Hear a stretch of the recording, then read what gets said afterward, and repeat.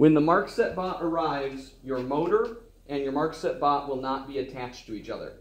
In order to mount them, you need to take off 2 screws on each side, on both starboard and on port, that look like this, and the panel will come off. We then take our deck, and there are little gray marks. There are extra holes on the motor. There are little gray marks that match up to the holes on the deck.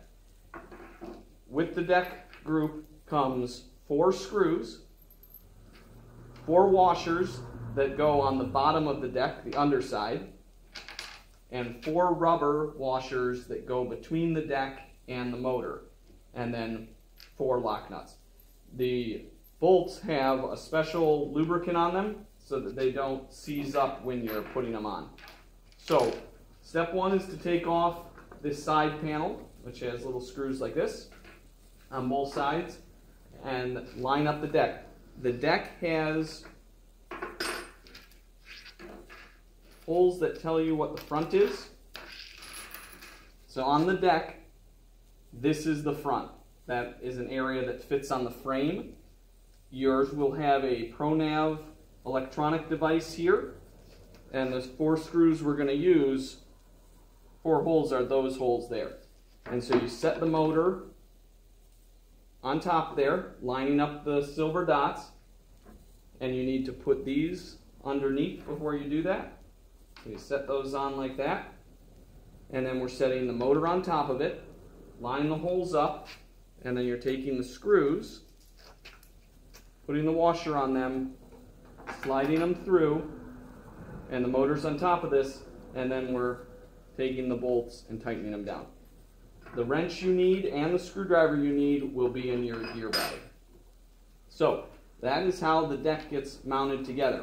Once that part is done, you then need to wire up the electronics.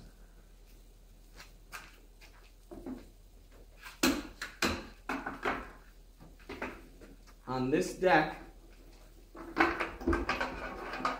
you can see what the electronics look like. So there's a box here that's bolted, and that'll be that way when you get it.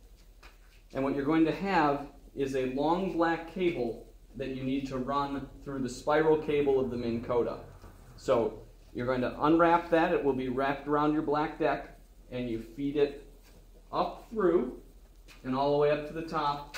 Your ProNav will already be connected, and so this is a waterproof connector here. And so you're pulling the cable up.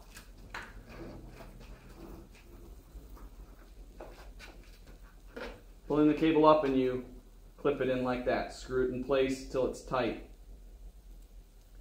And then there are 2 little zip ties you need to use. One goes up top here, and then you're going to get one in the middle. And the best way to figure out how to size that is to pull the cord way out, and then this crumples up, and put your zip tie right there. So you'll have a little stretch here and a little stretch in the top. That's all there is to it.